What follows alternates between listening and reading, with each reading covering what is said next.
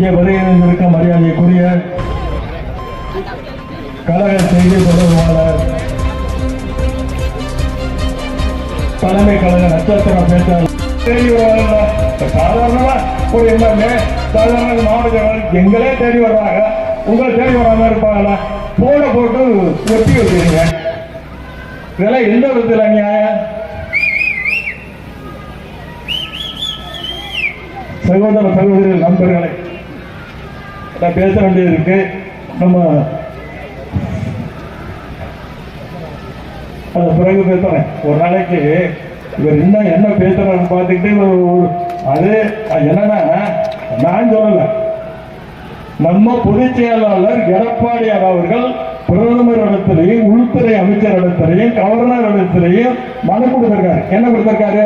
பத்திரிகை நிருபர்களுக்கு தெரியும், தொலைக்காட்சி நண்பர்கள் தெரியும், பப்ளிக்கு தெரியும். ஒரு நாள் வருமானம் 200 கோடி, ரகுபதிக்கு மாதம் 6000 கோடி, 10 மாதம் தான் இப்ப 60,000 கோடி. இந்த கணக்கு அவர் நம்ம எடப்பாடியார் பொதுச் செயலாளர் கொடுத்திருக்காரு. பணம் இருக்கு, மக்களை சந்திக்கிறதுக்கு அவர் ஒரே ஒரு பண்பு என்ன, நம்மளோட பணம் இருக்கு பாத்துக்கலாம், பணம் கொடுத்தாரும் நீங்க வாங்கிக்கங்க. அவர் ஒரு ஓட்டுக்கு 50,000 ரூபாய் கொடுத்தாலும் குறையாது. நாங்க உங்களை நம்பி நிக்கிறோம், மக்களை நம்பி நிக்கிறோம். அவர் பணத்தை நம்பி நிக்கிறாரு, நாங்க மக்களை உங்களை நம்பி நிக்கிறோம். வீட்டில் நடக்கிற இன்ப துன்பங்கள் சுப நிகழ்ச்சிகள் அனைத்திலும் கலந்து கொள்கின்றோம். விளையாட்டு போட்டிகளில் கலந்து கொள்கின்றோம், கும்பாச விழாக்களில் கலந்து கொள்கின்றோம். நீங்க இங்கேயாவது கலந்துங்க. ஒரு டிரான்ஸ்பர் தூக்கிட்டு வந்துடுறாங்க, 30 ஏறி ஒரு போகும் இடத்துல வைக்க. நானும் மின்சார தலைவராக இருந்தேன். எங்கேயாவது லோ வோல்டேஜ் அப்படின்னா இங்க எத்தனை கேள்விப்பா இருக்கு? 60, 3 அதுக்கு பத்தலையா 200 கேள்வி அப்படிதான் டிரான்ஸ்பர் போட்டிருக்கோம். இவர் இந்த 30 கேள்வியை திறக்கிறதுக்கு வந்துடுறாரு. கலெக்டர் எல்லாரையும் கூட்டிக்கிட்டு, அதிகாரிகளை கூட்டிக்கிட்டு, இது எந்த விதத்துல நியாயம்? எங்க போனாலும் லோடு. நானும் இப்போ நல்லது எல்லா காரியத்துக்கும் எப்பவுமே போயிட்டு இருக்கேன் ரெகுலரா, அப்பவே தெரியுது. இப்போ போனா மக்கள் பூரா ஒரே பிரச்சனை, ஐயோ ரோடு தெரியலப்பா, அது தெரியலப்பா, தண்ணி வரலப்பா, அது வரல. ஆனா ஒரு சுத்திகரிப்பு காவிரி கூட்டக்கூடிய நீர் வருது, வராத கிராமத்துக்கு போட்டு கொடுத்துருவோம் இல்லையானே. அமைச்சர் நீங்க பெரிய பதவியில் இருக்கீங்க, அதை மறந்துட்டீங்க. சாதாரண கவுன்சிலர் மாதிரி நடந்துக்கிறீங்க, அதுவும் சரியா இல்லைன்னு சொல்றேன். நடைபெற இருக்கின்ற சட்டமன்ற தேர்தலில் அது குழுவரைக்கு வந்து நம்ம ஹெல்த் மினிஸ்டர் வந்தார். ஆரம்ப சுகாதாரம் கேட்டோம், சரிப்பா என்ன அம்மா கிளினிக்கு திறந்துருவோம், அடுத்த ஆரம்ப சுகாதாரம் கொடுத்துருவோம்னு சொன்னார். அம்மா கிளினிக்கு நம்ம தொகுதியில 20 குழுவரையிலே பிரமாணமா பண்ணியிருந்தீங்க, தொடர்ந்தா அடுத்த ஆரம்ப சுகாதாரம் மாற்றி கொடுத்துருவோம்னு சொன்னாரு. அடுத்த கவர்மெண்ட் வர முடியல, அதனால அப்படி பண்ணி அது என்னன்னா அந்த அம்மா கிளினிக்கையும் இழுத்து மூடிட்டாங்கப்பா. 20ஐயும் மூடிட்டாங்க. 2000 கிளினிக்கு எடப்பாடியார் திறந்தாரு, நம்ம அமைச்சர் திறந்தாரு, 2000 மூடிட்டாங்க. மீண்டும்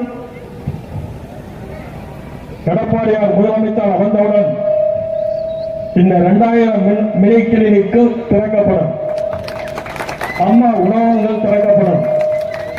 நம்ம பகுதியில் அரசு இன்ஜினியரிங் கல்லூரி அல்லது அரசு பாலிடெக்னிக் கல்லூரி கொண்டு வரப்படும்.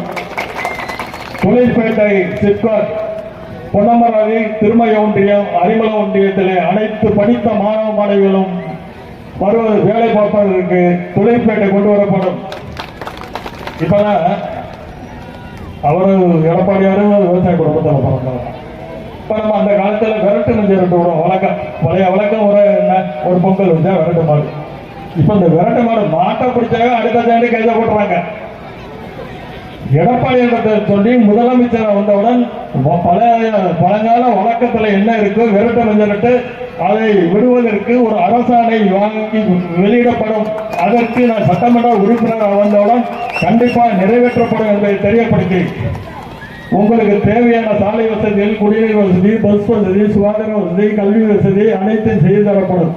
இங்கே ஆரம்ப சுகாதார நிலையம் கண்டிப்பா எடப்பாடியார் முதலமைச்சராக வந்தவுடன் நான் சட்டமன்ற உறுப்பினராக வந்தவன் இங்கே ஆரம்ப சுகாதாரம் நிகழ்ச்சிக்கு தரப்படும் என்பதை தெரிவித்து வீடு இல்லாதவர்களுக்கு பட்டா இல்லாதவர்களுக்கு வீட்டுமனை பட்டா கொடுத்து வீடு கட்டி தரப்படும்.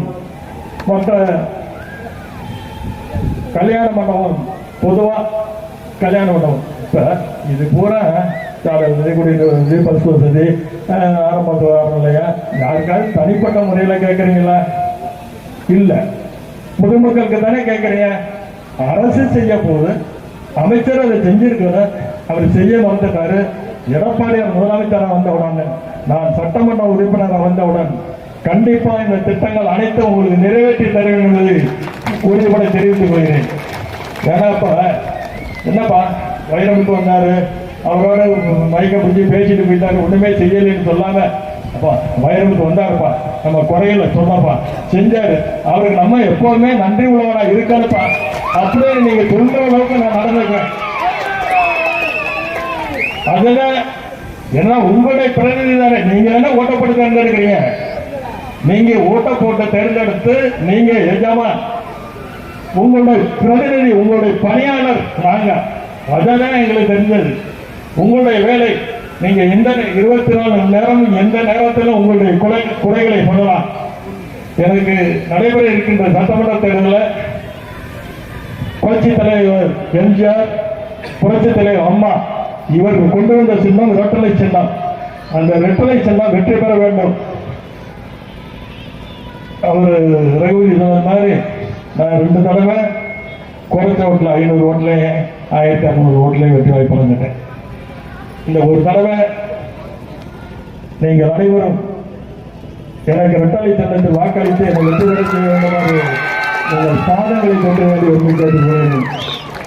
உங்களுக்கு நன்றி உள்ளவனாகவும் உங்களுக்கு விசுவாசம் உள்ளவனாகவும் நீங்கள் கூப்பிட்ட உறவுக்கு ஊடுருவி வரக்கூடியவனாகவும் இருப்பேன் என்பதை தெரியப்படுத்தி இவ்வளவு சிறப்பான ஏற்பாடு செய்த அவருடைய தம்பிகளுக்கு நன்றியை தெரிவித்து விடைபெறுகின்றேன். நன்றி, வணக்கம்.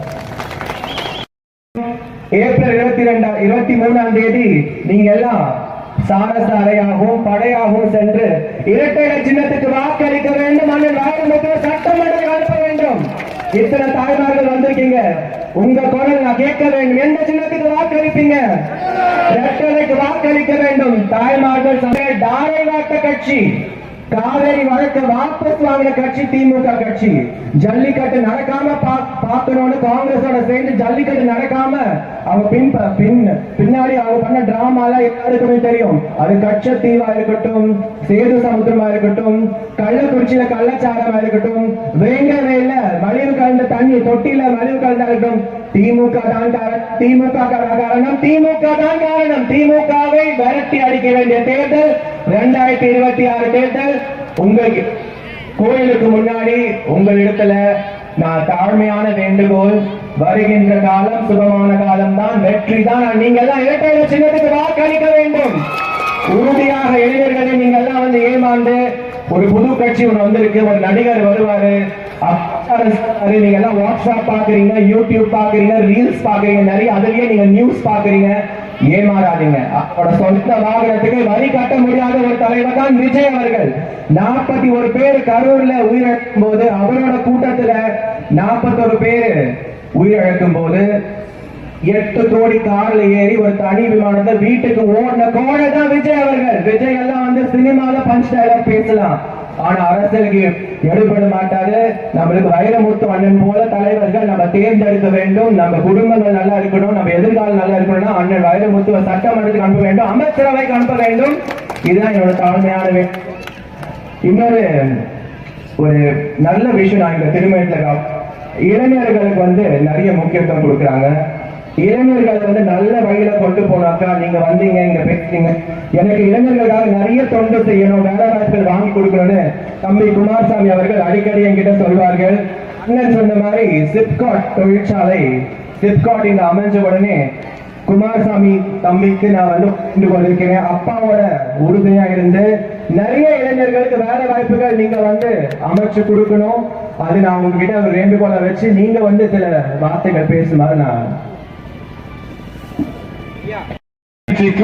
எல்லா விதமான திருக்க நிகழ்ச்சியா இருந்தாலும் சரி, விளையாட்டு விழாவா இருந்தாலும் சரி, கோவில் நிகழ்வுகளா இருந்தாலும் முகம் சுளிக்காமல் எந்த விதமான தொய்வுமின்றி இன்று வரை செயல்பட்டுக் கொண்டிருக்கின்ற அருமை அண்ணன் வைரமுத்து அவர்களை மீண்டும் கழகத்தினுடைய பொதுச் செயலாளர் ஐயா எடப்பாடியார் அவர்கள் இந்த முறையிலே வெற்றி பெற வேண்டும் என்ற உயர்ந்த நோக்கத்தோடு நமக்கு மீண்டும் இந்த பகுதிக்கு அனுப்பியிருக்கிறார்கள். நாம் எல்லாம் மிகவும் ஒவ்வொருவரும் மிகவும் திறமையோடும் முன்னிப்போடும் செயல்பட்டு கடந்த முறை நடந்தது போல் மிகவும் சொற்ப வாக்குகள் வித்தியாசத்தில் வெற்றி வாய்ப்பை நழுவ விடாமல் மிகவும் அதிகமான